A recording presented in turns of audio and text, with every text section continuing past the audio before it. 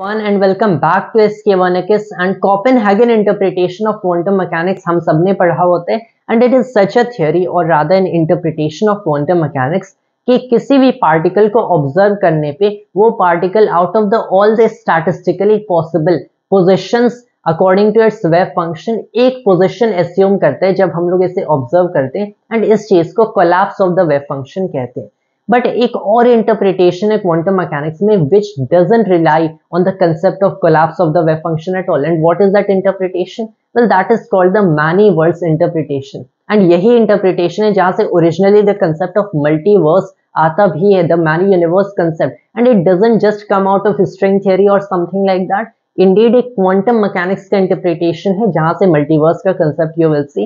And what it basically tells you is कि जब आपके पास कोई भी पार्टिकल है जो कि किसी स्पेस के किसी रीजन में हमें पता है according to existing by some normalised wave function,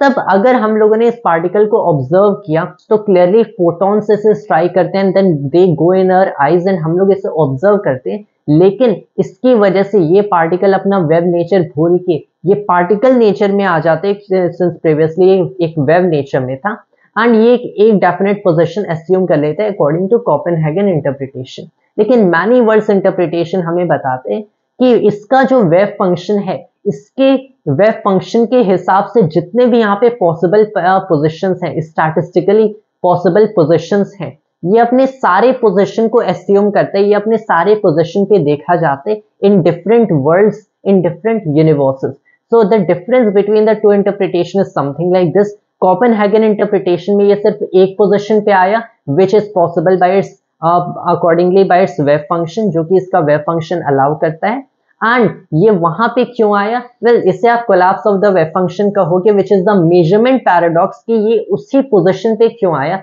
हमें नहीं पता and the collapse of the wave function is an explained unexplained paradox which is the measurement paradox. लेकिन in MWI aka the many worlds interpretation यहाँ पे wave function collapse की जरूरत नहीं है, ये पार्टिकल सारे पोजीशन एस्यूम करे अलग अलग दुनियाओं में अलग अलग यूनिवर्सेस में इन डिफरेंट वर्ल्ड्स एंड हमारे यूनिवर्स उस यूनिवर्स में से एक है जहां पे इसे किसी एक पोजीशन पे देखा गया, किसी दूसरे पोजीशन पे इसे किसी दूसरे यूनिवर्स में देखा गया, फिर किसी तीसरे पोजीशन पे इसे किसी तीसरे यूनिवर्स में देखा गया।